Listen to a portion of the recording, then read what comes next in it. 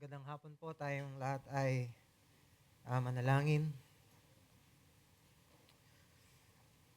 Aming Diyos na dakila, tunay na ang inyong bugtong na anak ang nagligtas sa amin ay yung pag-ibig niya sa amin, it is very wonderful. This is marvelous. And no words can describe yung kung papaano yung pinakitang pag-ibig niyo sa amin when you send out your Son to die on our behalf. At kaya sa pagkakataong ito, masaya kami. Natutuwa ang aming mga puso na muli ay mapapakinggan namin ang inyong salita. We are gathering here as your people. We pray na lahat kami makinabang, kumilos kayo sa puso ng bawat isa sa amin, from the least unto the greatest of us. Maybe sa age ay iba-iba kami, but we pray na inyong salita ay maging makapangyarihan on all levels. Upang sa gayon ay hindi lamang isang makinabang kundi ang buong iglesia. Dahil alam namin na ang iglesia, ito ay magdadala ng matinding kaluwalhatian on the last days. Na ang iglesia, it will be a trophy, a showcase of your showcase of your glory. Nawa gamitin niyo ang inyong salita to accomplish this even just a little bit further papunta doon sa goal na yon. At nawa ay malugod kayo sa lahat ng aming magiging tugon sa mensahe ngayong umaga. Dalangin namin ito sa pangalan ng aming Panginoong Yesus. Amen. Ang ating pong text ay nandoon sa Acts 16:11 to 15. This is the continuation of the missionary journey, second missionary journey ni La Pablo, kasama sila Timothy, si Silas, and then in this text, Luke will be joining them as well. Right after ng Macedonian call, ay magpo-proceed na sila, and ito na yung Macedonian conquering nila. And makita natin yung unang pag-conquer nila, that very first convert ng Europe will be a woman by the name of Lydia. Napakagandang text. Let's read our text, Acts 16:11 to 15. So, setting sail from Troas, we made a direct voyage to Samothrace, and the following day to Neapolis, and from there to Philippi, which is a leading city of the district of Macedonia, and a Roman colony. We remained in this city some days, and on the Sabbath day we went outside the gate to the riverside, where we supposed there was a place of prayer. And we sat down and spoke to the women who had come together. One who heard us was a woman named Lydia from the city of Thyatira, a seller of purple goods, who was a worshiper of God. The Lord opened her heart to pay attention to what was said by Paul. And after she was baptized, and her household as well, she urged us, saying, "If you have judged me to be faithful to the Lord, come to my house and stay." And she prevailed upon us. Ito ang kilalang account ng conversion ni Lydia, ang kauna-unahang convert sa mission nila Pablo sa Macedonia, na isang European region. Kaya naman, makikita natin na ilang mga titles sa mga sermons nito, meron ilan sa kanila ay ang mga title is Lydia, the first European convert. Pero pinamagatan ko po ito na when God opens a door, kasi gustong ipakita ni Luke dito kung paanong sovereignly na kumilos siya para mapangyari ang conversion ni Lydia, na siyang naging door opening para sa Europe. We can see here that the Lord opened her heart, pero actually hindi lang puso ni Lydia ang binuksan dito. Even the door to the vast European country or European continent, and also yung Roman Empire, kasi ang Philippi is the first frontier. This is a Roman colony at this time. Kung matatandaan natin sa last message or last passage na pinreach ng ating kapatid last PM worship ay paulit-ulit na pinigilan ng banal na spirito sila Pablo kasama sila Silas at Timothy na pumunta sa Asia Minor. Paulit-ulit, pinibend sila ng banal na spirito, and then nakatanggap din sila ng vision na may isang lalaki na nag-iimbita sa kanya na pumunta sa Macedonia, kaya naman dali-dali silang pumunta doon. Well, we can see here na pinigilan sila sa Asia Minor, pero may invitation sa Macedonia, and then they went there. Kaya naman sa ating text, nabasa natin sa verses 11 and 12, sinabi ng ating text, "So setting sail from Troas, we made a direct voyage to Samothrace, and the following day to Neapolis, and from there to Philippi." Gusto ko makita ninyo kung papaanong binak-upan ng Panginoon ang voyage na ito, kasi ang Diyos mismo ang nagbigay ng pangitain, siya ang nag-imbita through a vision, kaya makikita natin dito how God propelled them. Even the ship that they board on was propelled, sovereignly propelled by the wind of the Lord, the Lord. Kasi mula sa Troas ay dumiretso sila sa Samothrace. Alam niyo yung Samothrace, ito yung gitnang isla papuntang Philippi. At nung binuksan, kinabukasan ay nasa Neapolis na sila. Yung Neapolis, ito yung parang port city ng Macedonia. Kumbaga, dito talaga yung daungan. So kung gusto mong pumunta sa Philippi or sa Macedonia, you really need to pass through these two cities. Yung Samothrace, an island in between, and then sa port ng Neapolis. Well, at kinabukasan nga nandun na sila sa Neapolis. Doon sa, from Neapolis ay naglakbay sila on foot ng 8 miles papunta sa Philippi. So all in all, 157 miles yung kanilang tinravel, pero inabot lang sila ng 2 days. Mahalagang marker yon, or mahalagang tingnan natin bakit sinulat ni Luke yung 2 days. Kasi yung voyage nila, nung bumalik sila sa Troas, from Philippi unto Troas, inabot sila ng 5 days. Doon sa chapter 20 verse 6, kung babasahin natin yon, sinabi ni Luke, and by the word of si Luke mismo nagsabi, sabi niya, "But we sailed away from Philippi after the days of unleavened bread, and in 5 days we came to them at Troas. There was where we stayed for 7 days." And nung pabalik sila, inabot sila ng 5 days, pero dito 2 days lang. Ibig sabihin, pinapakita ni Luke how smooth yung kanilang traveling dito. Naturally, talagang ganun, kasi yung wind ay papunta talaga doon sa lugar na yon. Usually, from Troas to Philippi to Macedonia, yung wind. But hindi lang natural na bagay ang pinapakita doon. Pinapakita doon spiritually yung pagtulak ng Panginoon, kasi yung background nga na pinigilan sila, and then may invitation, and then here is the smooth sailing ng kanilang paglalayag.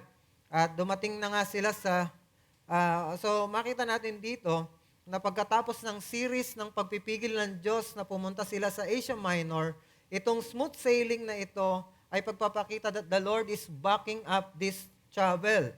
Ito ang gusto ng Panginoon. Isang bagong pintuan ang binubuksan ng Diyos. Sinasabi ng Panginoon, hindi dyan ang opening sa ngayon. Hindi sa Asia Minor. Dito ang opening. So God is indeed opening an opportunity not in Asia Minor but in Macedonia. At dumating na nga sila sa Philippi na isang leading city ng Macedonia. Bakit siya tinawag na leading city? Kasi ito ay isang Roman colony. Alam niyo, ang brief history lang ng Philippi ay napaka-rich ng history nito. Originally, ang pangalan nito ay Crenides, isang payak na lugar, Pero nung 356 BC, this is the silent years, panahon ng Grecian Empire, nakita ni Philip II of Macedon na napaka-strategic ng lugar na ito. Dahil napaka-strategic na lugar nito, ay sinakop niya ito at in-expand at pinatibay sa paglalagay ng mga walls. So, he made it a fortified city.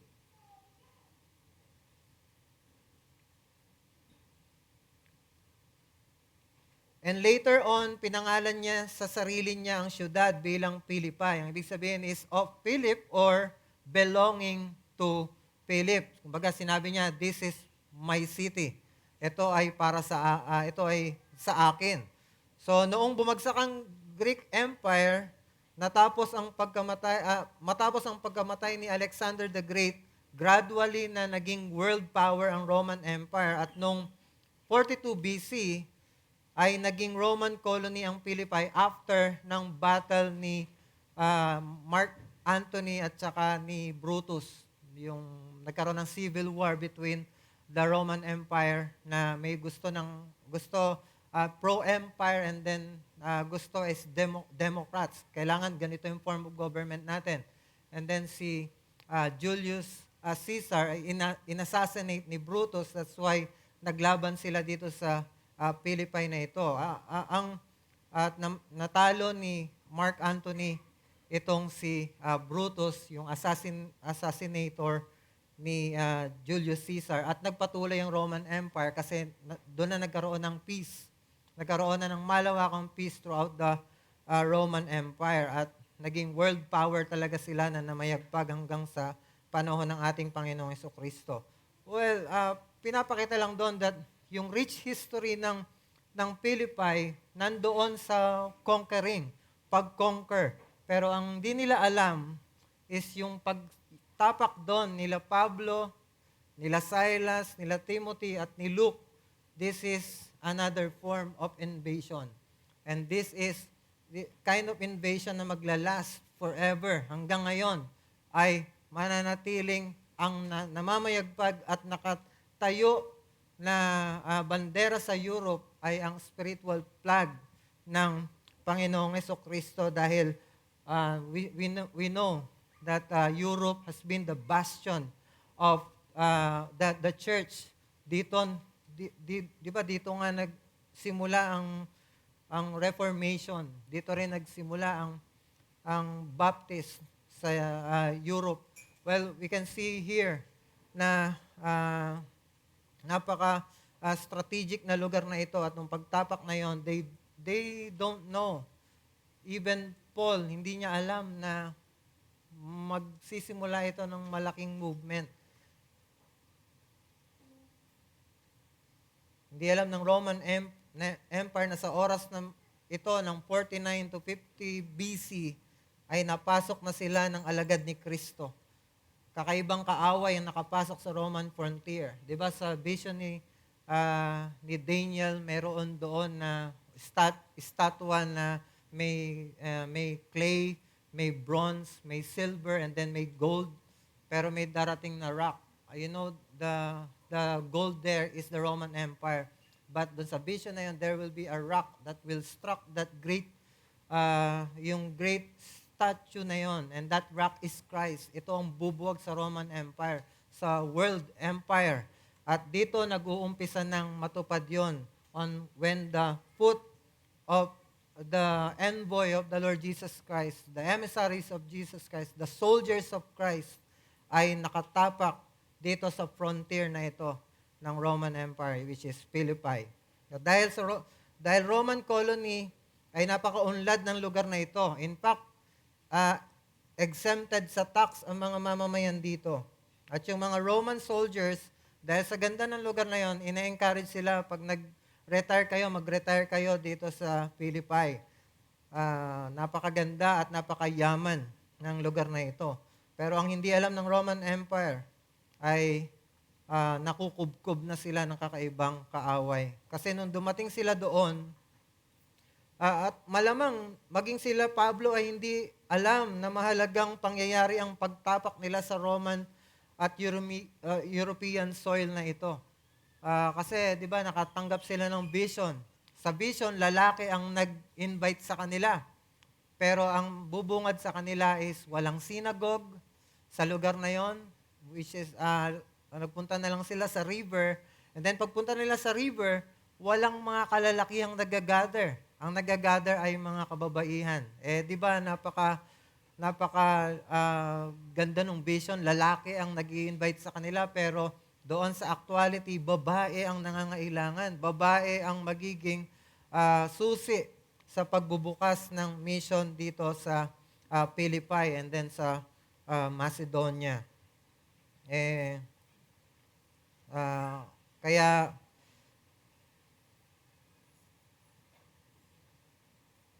makita natin dito na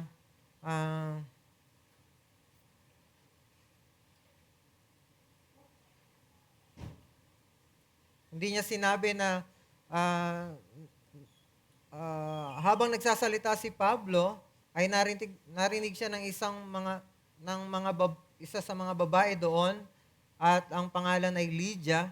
Siya daw ay taga Thyatira. Ito ay isang city sa Asia Minor. So, ibig sabihin, dayuhan lang din siya doon. Pinigilan ng Panginoon na pumunta sila, Pablo, sa Asia Minor. Pumunta sila dito sa Macedonia, pero ang first convert is in Asia Minor na resident. So, pero taga doon na siya. So, kumbaga parang global itong nangyari dito. Representative ng Asia Minor ang naligtas, pero on the soil of Rome. Kakaibang pangyayari ito. At in the providence of God, ang first convert ng Europe ay isang Asia Minor na babae. Siya daw ay worshiper. Ito ay isang galing siya sa Thyatira, isang city sa Asia Minor. Marahil ay nanirahan siya dito sa Philippi dahil sa kanyang business, kasi seller daw siya ng purple garments. Itong napaka-lucrative na business nung panahon na yon. Siya daw ay worshiper of God. Ibig sabihin ng worshiper of God, siya ay Gentile by origin, pero nakita niya na appealing yung Judaism at nagpasakop siya doon sa under ng Jewish teaching at Jewish law. So, kumbaga, pwede na proselyte siya or adherence lamang sa Torah. Kumbaga, nakita niya yung monotheistic religion ng Judaism, na ito yung magandang puntahan ko. Kumbaga, she really seek yung wisdom at saka yung influence ng mga Hudyo. At ang pinakamahalaga dito ay yung binanggit na, and God opened her heart to pay attention to what was said by Paul. Sa madaling sabi ay, itong word na ito, iniligtas siya ng Panginoon. Yung opening of the heart, this is speaking of regeneration. Mamaya i-expound natin yung word na yung opening of the heart. We will exegete this. Pero sa madaling sabi dito is, iniligtas siya ng Panginoon. At siya ang unang convert dito sa Macedonia na kinoconquer ni Pablo ngayon. Isang babae ang niligtas ng Panginoon, at dito na magsisimulang makubkob ang Philippi. Sa pagkakaligtas ni Lydia ay magiging frontier ng gospel ang Philippi, imbes na frontier ito ng Roman Empire. Sa bahay ni Lydia, makikita natin dito matatatag ang iglesia sa lugar na ito ng Philippi. Dito magtitipon ang mga mananampalataya. At simula noon ay magiging kasama na ni Pablo ang church na ito sa kanyang misyon. Doon sa sulat niya sa Philippians, doon sa chapter 4 verse 15, pinakita niya ano yung value ng Philippian church dito. Sinabi niya, moreover, as you Philippians know, in the early days of your acquaintance with the gospel, when I set out from Macedonia, ibig sabihin, nung lumabas na ako sa Macedonia, tapos na ako sa ministry, sa second missionary journey, pabalik na ako ng Troas, not one church shared with me in the matter of giving and receiving except only you. Ibig sabihin, ah, nung natatagang iglesia dito, hindi niya iniwan lang at hindi sila nag-iwanan sa ere, kundi saan man pumunta si Pablo, laging nandoon yung string, yung rope ng assistance nitong iglesia na ito. So talagang we cannot assess yung success ng isang gawain by the numbers. Dito sa nakikita natin dito, isang babae lang at isang pamilya lamang ang na-convert dito. Pero ganon kumilos ang Panginoon. Hindi natin pwedeng sukatin yung success by numbers lamang. Minsan talaga mas gusto ng Diyos na mag-umpisa sa payak na pamamaraan ang dakilang plano niya.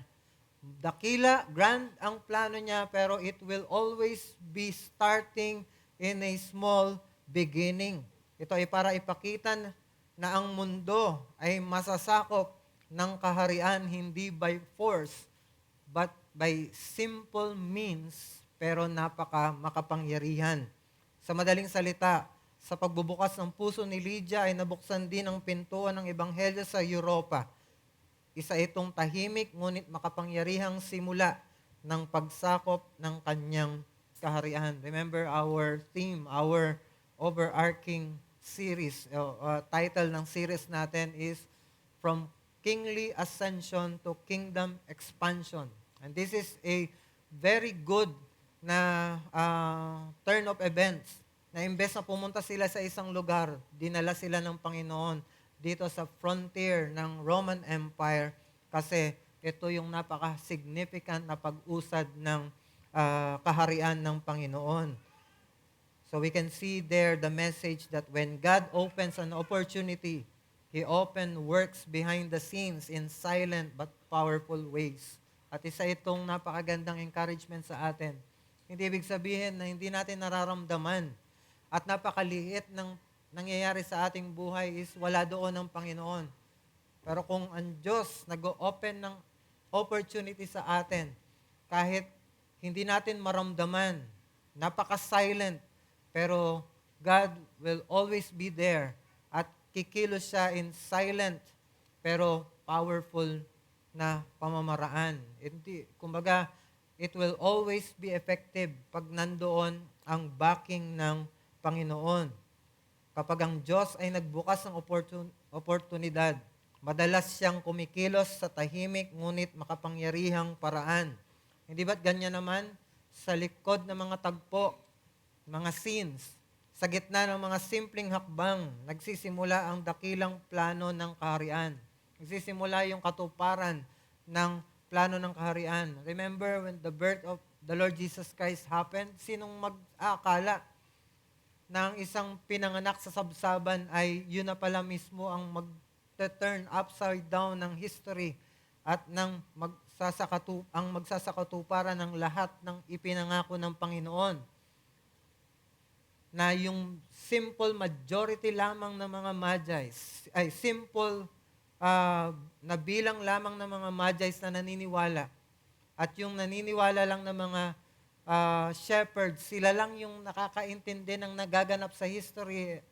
At ang buong mundo, ang buong Roman Empire, they're busy conquering this, conquering that. And then, nagpapalaganap ng kanilang imperyo, pero hindi nila alam na nagsisimula na ang dakilang plano ng Panginoon na matupad sa kanilang kalagitnaan. Sino mag-aakala na ang unang maliligtas sa Philippi at gagamitin ng Panginoon doon ay isang babae, samantalang lalaki yung nakita ni Paul doon sa vision. Maybe even Paul ay nag-iisip, ang laki-laking city. Ibig sabihin, excited siguro siya nung pumasok siya doon. Marami sigurong mga dito, maliligtas dito. Di ba, ang una niyang ginagawa pag pumupunta siya sa city, pupunta siya sa synagogue. Siguro inanap niya una yung synagogue, pero wala siyang nakita. At nung nakita niya isang babae ang naligtas at ang nandoon at naligtas. Siguro kung tayo yung misyonaryo, ang laki-laking city nito, pero babae ang maliligtas. Napaka-konti lamang pala ng opportunity. Siguro magsasabi na tayo na siguro hindi na ito ang lugar para sa atin. at lilipat tayo sa iba. O kaya magsusumiksik tayo dun sa lugar na yon, pero hindi tayo matutuwa dahil ang konti-konti lang ng nagiging convert. Well, we cannot test yung success ng isang ministry by numbers. Ito ang pinapakita dito. Di ba sa ating mga experience, sino mag-aakala na ang simpleng Bible study sa isang restaurant ay magiging malaking ministry na pakikinabangan ng napakaraming Kristiyanong nagre-reform?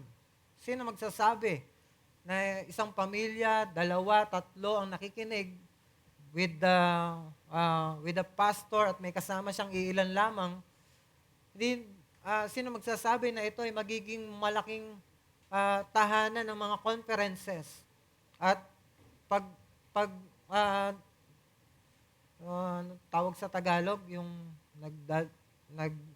pinagpupuntahan at pinagsisiksikan ng mga mananampalataya ang kanilang mga sarili dito, nag-uunahan.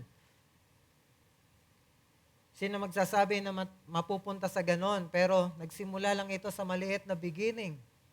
Kasi sino mag-aakala na simpleng pangungusap lang na mababanggit sa preaching ay gagamitin ng Diyos para baunin ng isang kapatid na hindi niya alam, is magdadaan siya sa matinding dagok ng buhay na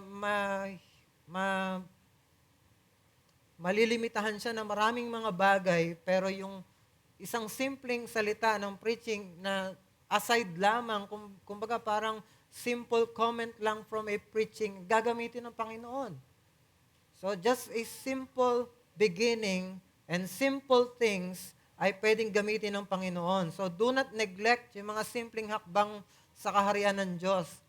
Simpleng fellowship or even simpleng kamustahan lang ay maaaring hakbang na ng Diyos sa isang matinding future or even a silent prevention ng Diyos sa napakatinding kasalanan. Hindi natin alam yung pinagdaraanan ng kapatid natin, pero yung simpleng kinausap mo siya and simpleng may nabanggit kang principle sa salita ng Diyos at naakma iyon sa kanyang pinagdaraanan, maaring napigilan siya doon sa kanyang pinaglalaban ng temptation sa kanyang buhay.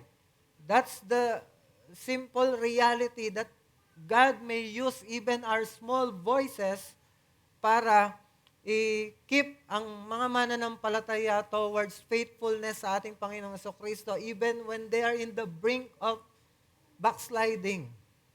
Well, kaya nga, do not neglect yung mga simpleng hakbang na pwede nating gawin sa kaharian ng Diyos. Well, ang tanong sa atin is, how does God silently but powerfully work in Lydia's life to bring about His purpose? Dalawang bagay yung makita natin dito. God opens Lydia's heart to the gospel, or God opened Lydia's heart to the gospel. And then number 2, Lydia opened her heart to God's people. Tingnan natin yung una. Sa verse 14, God opened Lydia's heart to the gospel. Sa verse 14, ang sabi dito, One who heard us was a woman named Lydia from the city of Thyatira, a seller of purple goods, who was a worshiper of God. The Lord opened her heart to pay attention to what was said by Paul. So we can see here as an observation from the women who listened to Paul, Luke singled out Lydia to introduce her and told what God had done to her. Pinintroduce siya. Walang nabanggit kung may asawa si Lydia, malamang ay isa siyang byuda or separated. Tapos meron siyang mga anak kasi pati yung household niya ay naligtas at binautismuhan. I am sure na old enough na yung kanyang mga anak para maintindihan ng gospel at mabautismuhan. We always see, kasi sa Bible, yung faith and baptism sequence, walang nabaptize muna and then after that nagkaroon ng pananampalataya. Always sa Bible may faith and then baptism sequence. Kaya hindi natin pwedeng gamitin ito na parang malamang. Pwede natin kunin malamang may mga batang binaptize dito within the belonging sa bahay sa tahanan ni Lydia. Pero sa kabila ng sa kabila ng pagiging walang asawa, nabigyan siya ng pagkakataon na makapagkalakalan. Well, marahil, ito yung pribilehiyo ng nasa Roman colonized city ng Philippi. Hindi dito uso yung pag namatay ang asawa mo, kawawa ka na kasi meron ka ng right bilang Roman citizen, meron ka ng right to have itong kalakalan, hindi katulad sa ibang mga lugar. Kasi kawawa na ang babae kapag ka naging separated or balo sa panahon na ito. Pero because she is in the Roman colonized city of Philippi, pwede siyang makipagkalakalan. Maybe ito yung reason bakit hindi siya nagstay sa kanyang lugar doon sa Asia Minor at dito siya nakipagkalakalan sa Philippi. Bukod pa sa angat yung civilization at malaki yung kumbaga maunlad ang lugar na ito, but dito malaya siya makipagkalakalan kahit na siya ay isang babae lamang na I'm not downplaying yung role ng babae, pero on this time ng Bible talagang ganon. Walang karapatan ng babae na magkaroon ng ganong mga kalakalan. Pwede niya lang gawin ito in representation ng kanyang asawa. Pero dahil dito, walang nabanggit kung may asawa siya, malamang siya ay byuda o kaya separated, pero she is doing this kasi yun yung isang freebie ng pagiging Roman citizen. Pero ang pinakamahalagang gusto nating tukuyin dito ay yung habang nakikinig siya kay Pablo ay binuksan ng Panginoon ang puso niya to pay attention or in order to pay attention or in order to accept yung mga sinasabi ni Pablo. Mahalaga yon.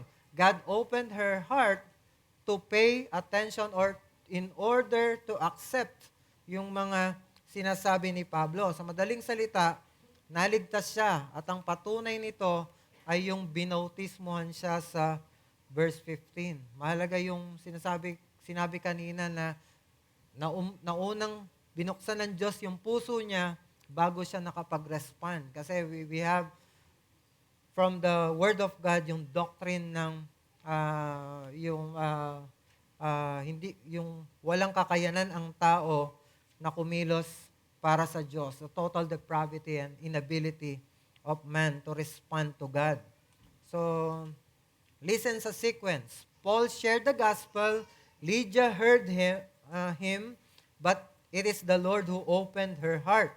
Hindi ito kayang gawin ni Lydia sa kanyang sarili. In fact, walang sino man ang kayang magbukas ng sarili niyang puso kundi ang Diyos lamang. Maliban na ang Diyos ay kikilos, ay walang magiging resulta na katulad nito. Kinakailangang maunang kumilos ang Diyos para iligtas ang sino mang nais niyang gamitin sa kaharian. We are in the context of using her para sa kingdom dito sa mission na ito, pero kinakailangan munang kumilos ang Diyos to save her. So, ano yung pinupunto dito? Before God uses someone for His kingdom, He first initiates a deep inward regeneration of the heart. Bago makapaglingkod ang isang tao sa kaharian ng Diyos, kinakailangan ng inward at deep regeneration of the heart. Ibig sabihin, kinakailangan niyang maligtas muna, mahango mula sa kadiliman. Bago gamitin ng Diyos ang isang tao para sa kanyang kaharian, siya muna ay nauunang gumawa ng malalim at panloobang pagbabago ng puso. Ang Diyos muna ang kailangang kumilos. Mahalaga yung tinatawag nating sa theology na regeneration, na kung saan ang banal na espiritu ay sovereignly na kumikilos para mabigay ng spiritual na buhay sa isang tao na spiritually dead. Ito yung tinatawag nating muling kapanganakan or yung born again. Di ba sa John chapter 3 verse 3, kausap niya si Nicodemus. Sinabi niya, Jesus answered him, "Truly, truly I say to you, unless one is born again, he cannot see the kingdom of God." So how can someone be ministering to the kingdom kung hindi niya naman nakikita ang kingdom? So kinakailangan muna ng regeneration. Kinakailangan muna ng kaligtasan. Kailangan ng inward transformation. Kinakailangan ito kasi ang sabi ng Ephesians chapter 2 verse 1, ang tao bago ang kaligtasan ay mga patay dahil sa kasalanan. 'Di ba? Sinabi niya, we who were dead in our trespasses and sins have quickened us. 'Di ba? Kinakailangan mabuhay muna kasi patay tayo sa spiritual dahil sa ating mga kasalanan. Walang spiritual na buhay. Hindi kayang gumawa ng anuman na magme-merit ng kaligtasan. Yan ang dahilan kung bakit sa iglesyang ito ang binibigyan lang ng ministry ay yung mga ligtas na at miyembro na ng iglesia kasi ang pagpapagamit sa ministry ay nagsisimula sa kaligtasan. At ang unang pagsunod ay yung pagsunod sa tubig ng bautismo. Kinakailangan saved and baptized member, yun lang ang, kumbaga, yun lang ang official or yun lang katanggap-tanggap na makapaglilingkod sa Diyos sa kanyang kaharian. We're not being, yung discriminating dito. O kaya hindi tayo parang territorial na mga tao na tayo lang. Kumbaga, tayo lang na may covenant. Tayo lang, hindi lang tayo dito kumbaga parang exclusive lang tayo, yun lang ang dahilan natin. Hindi, meron tayong sinusunod na prinsipyo dito na ang maglilingkod sa Panginoon at dapat alagad ng Panginoon dahil sila lang ang nakakarinig ng boses ng kanilang shepherd. So, pwede ba na maglingkod o gumawa ng isang bagay na pakinabang ang isang hindi mananampalataya sa iglesia? Pwede. Pero papaanong makukuha yung commitment ng tao na yon kung hindi siya alagad ng ating Panginoong Jesucristo? So, nagsisimula ang paglilingkod sa pagbubukas ng puso ng isang tao. At that should happen to each and everyone na gustong maglingkod sa Diyos. Kaya, as a simple challenge, as born-again people of God, redundant, kumbaga parang ang born-again people of God, pero in-include ko na dito, as born-again people of God, let us aim to be useful in His kingdom. Let us aim to be useful. Yamang tayo ay binuhay o kumbaga pinanganak na muli. Mga tao na tayo ng Diyos. Our purpose now is to be useful in His kingdom. Hindi lang tayo, kumbaga parang niligtas tayo ng Panginoon and then we will go on with the things na ginagawa natin noon. Yung priority natin, hindi nagbago. Priority pa rin natin is yung ibang mga bagay. Now that we are being born again, ang priority na natin ngayon is to be useful in the kingdom of God. Kasi nung tayo naligtas, meron na tayong higher purpose. Kung dati ang purpose mo ay ganito lang, puro pang mundo, meron ka na ngayong purpose. Kaya nga nung naligtas, ang isang tao pag naligtas, doon siya nagsisimulang magkaroon ng purpose ang buhay niya. Doon nagsisimulang magkaroon ng meaning ang buhay niya dahil he is now being in service to a higher master and sa kanyang sambahayan, sa kanyang kingdom. Bilang mga ipinanganak na muli, asamin natin na maging kagamit-gamit sa kaharian ng Diyos. Hindi lang tayo niligtas para mahango mula sa kapahamakan, kundi para sa kapakanan din ng kaharian. Ang muling kapanganakan ay hindi ang katapusan, kundi ang umpisa ng buhay na kagamit-gamit sa Panginoon. Hindi doon natapos yung journey ng buhay mo. Ito ang mag-uumpisa nga ng journey ng bagong chapter ng buhay mo. Kaya hindi dapat na naligtas ka and then magpapatuloy ka lang sa dati mong ginagawa. At ang pagiging useful sa kingdom ay hindi palaging nangangahulugan ng public ministry or leadership.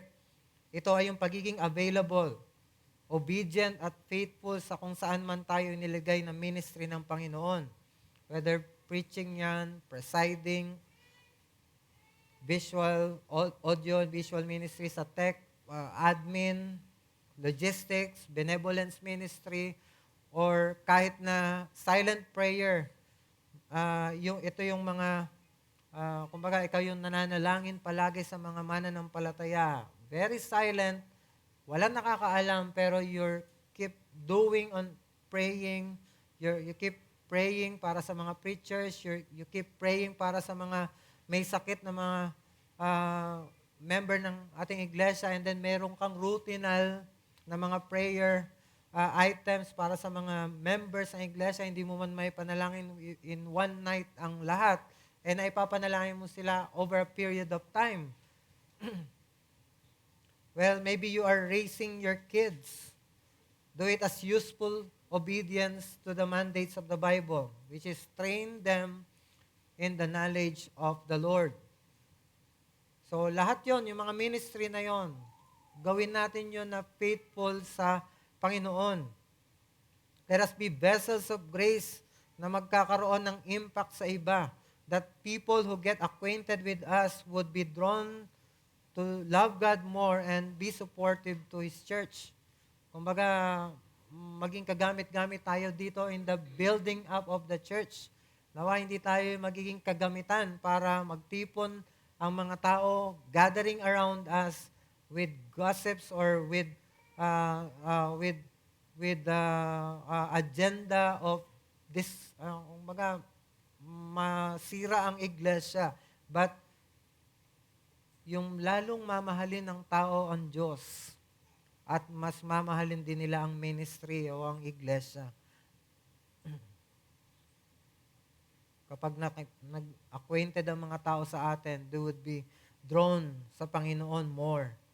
So, kung bisita ka namin at wala ka pa kay Kristo,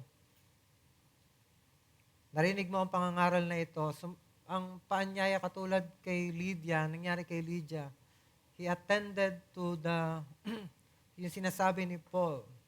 Nung una, hindi niya naiintindihan until binuksan ng Diyos ang kanyang puso. Maybe God is opening your heart. Or maybe naiintindihan mo ngayon, nakikita mo, naririnig mo, malinaw, na kinakailangan palang maligtas ako para ako ay makapaglingkod muna sa Diyos. Mali pala yung aking kaisipan na gusto kong makapaglingkod. Malamang baka mapansin naman ako ng Panginoon. The very first thing na kailangan mangyari sa iyo is to God to open your heart. At kung naririnig mo ang tinig na ito, nawa ay makita mo si Jesucristo at makita mo na worthy siyang pagtiwalaan. Na yung kanyang kamatayan sa krus ay sapat ng kabayaran para mahugasan ang ating mga kasalanan at mapatawad tayo ng Diyos. That will be the very time, that's the beginning, na ikaw ay makakapaglingkod sa Diyos kapag ikaw ay napunta na kay Kristo, kapag ikaw ay naligtas na. Sumampalataya ka lang para kay Kristo at mapaglilingkuran mo ang Panginoon. And serving God, this will be the best opportunity na mabubuksan para sa iyo. Maybe wala pang opening ngayon. Pero kung susubukan mong magtiwala kay Jesucristo, God will be opening a vast reality na sa ngayon, tingin mo boring. Maaring iniisip mo, kinaladkad lang ako dito ng tatay at nanay ko. Naging kagawian na lang, pero I would rather be on other place. Pero hindi mo naiintindihan bakit nagsusumiksik, bakit nagta-travel ng malayo ang mga members dito. You would understand the thrill, the love, and then the joy na paglingkuran ng Panginoon whenever, kung sakali lang bubuksan ng Diyos ang puso mo.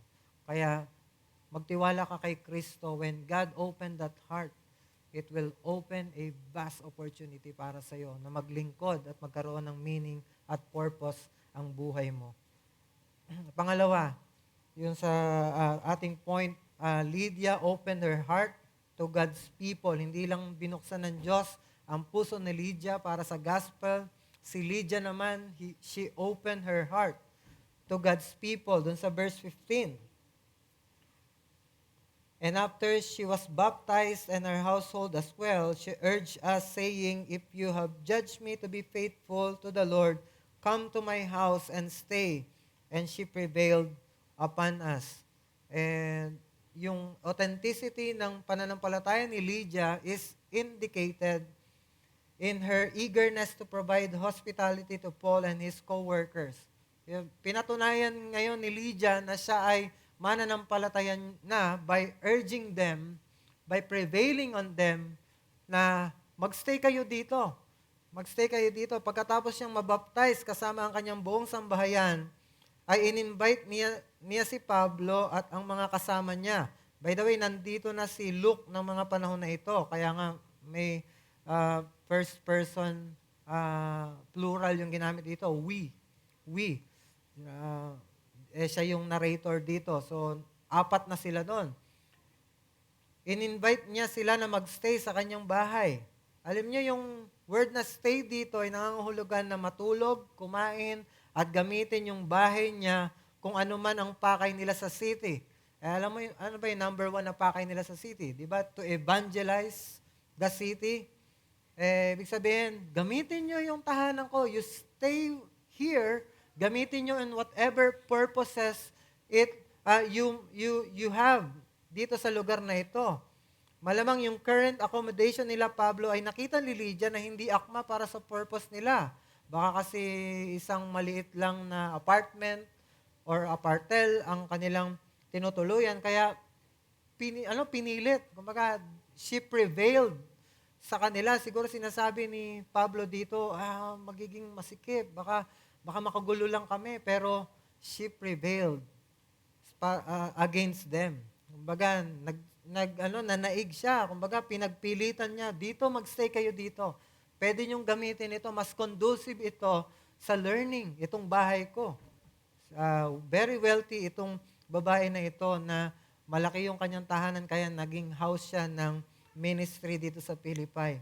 Lydia extends a polite invitation to Paul, and it presents as evidence na yung bago niyang allegiance kay Kristo ay ginawa siyang willing to share her house. Naging willing na i-open yung kanyang house para sa kanila.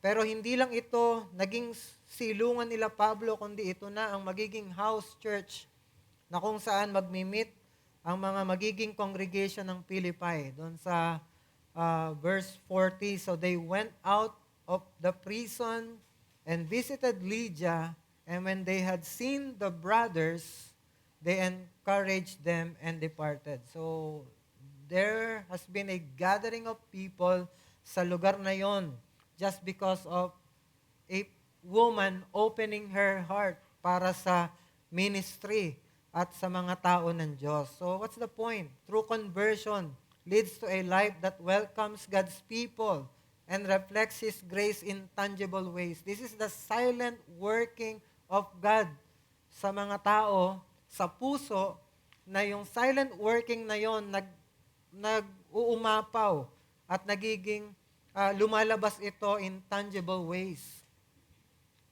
Na nagiging matulungin, nagiging maalalahanin ang tao.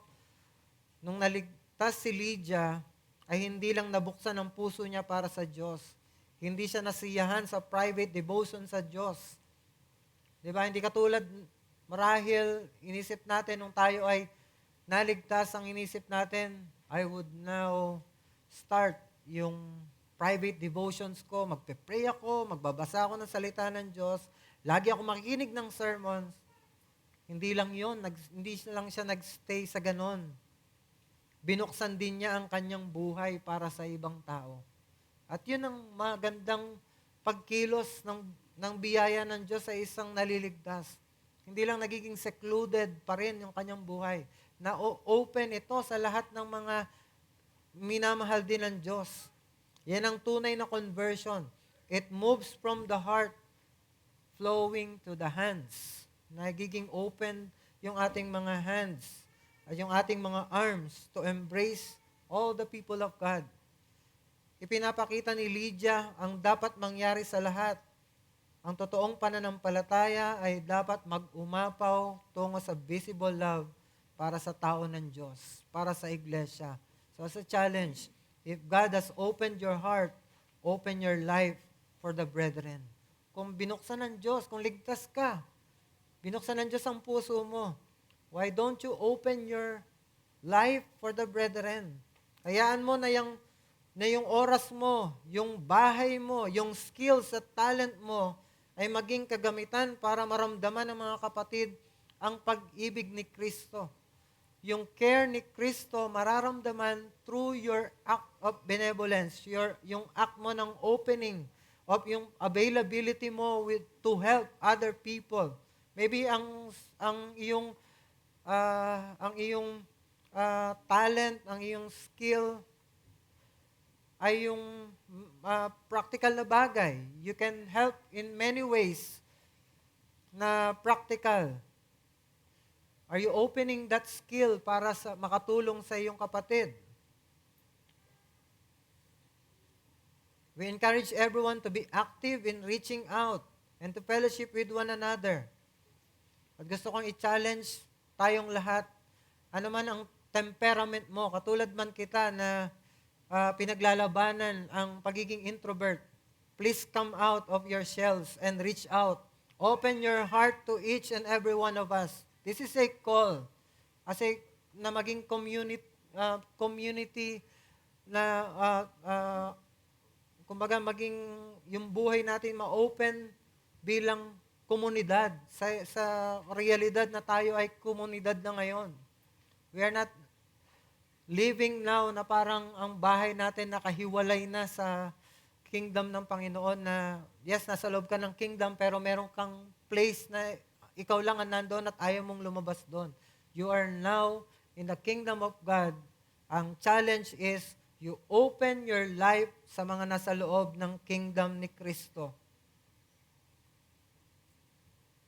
I want that to be solemn challenge kasi marahil sinabi ko nga katulad ko rin kayo na mas masarap na kumbaga mas nakaka-enganya na magstay na lang sa bahay, gawin yung mga private na mga ginagawa with your family.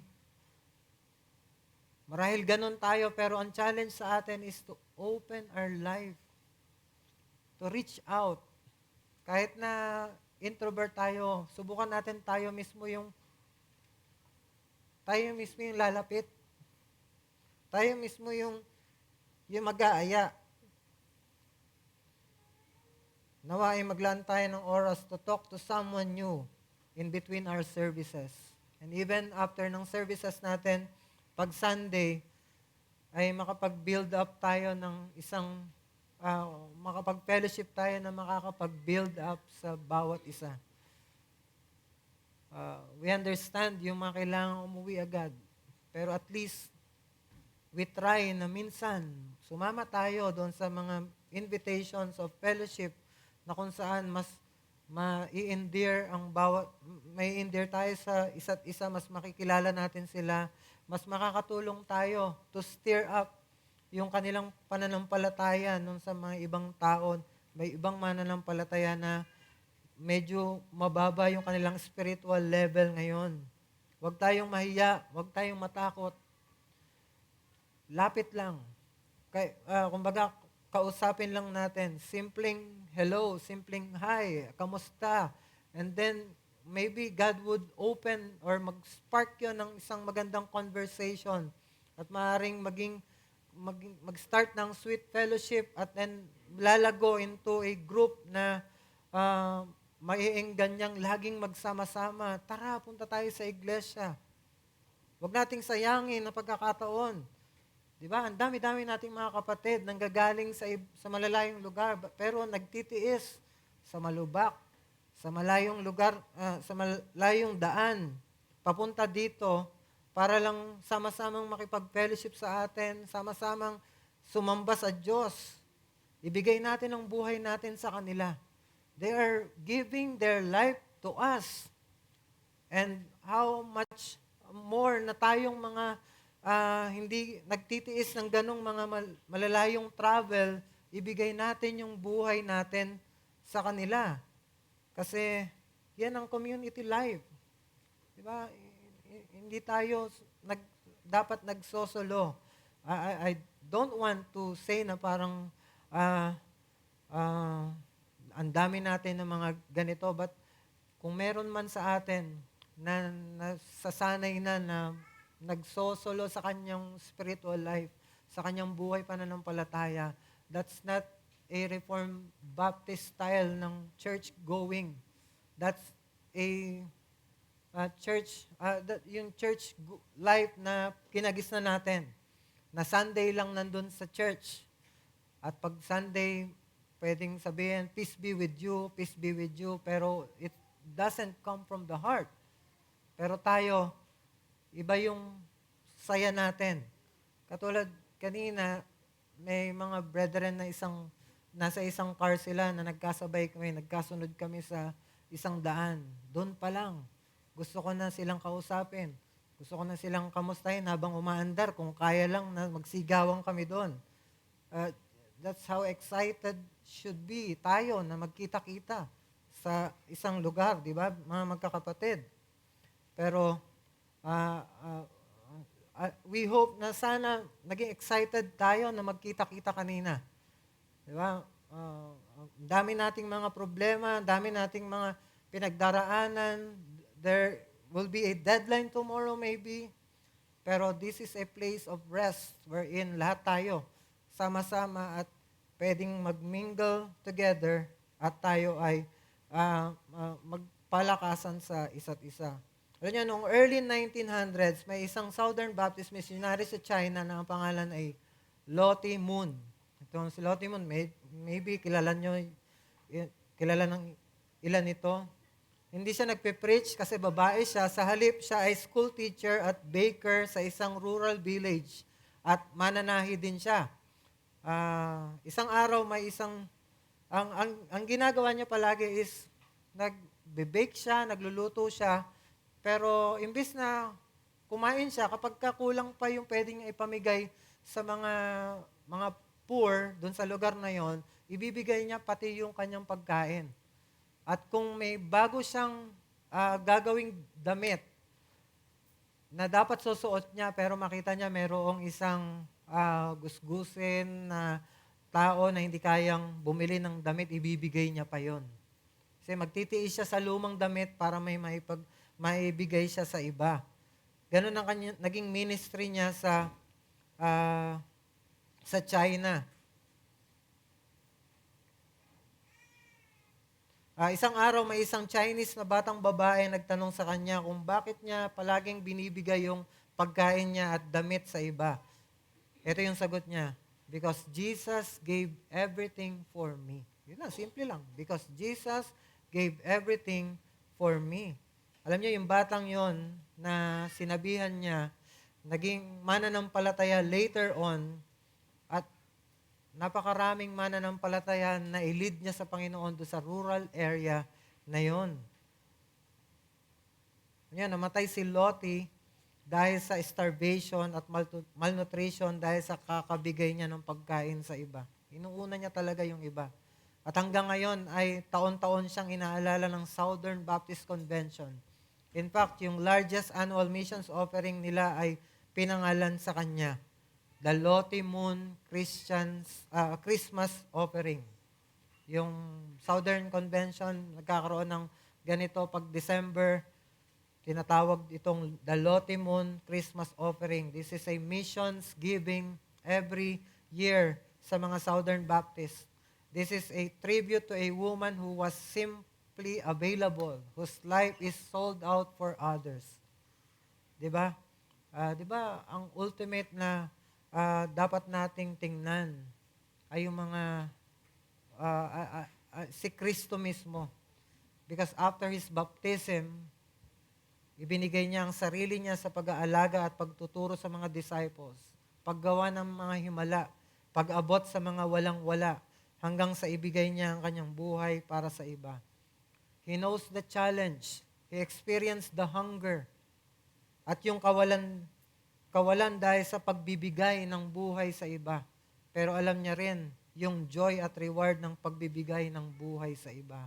He know ano yung magiging reward kapag sinubukan mong i-open ang buhay mo sa iba. Dahil yun ang mismong naranasan niya.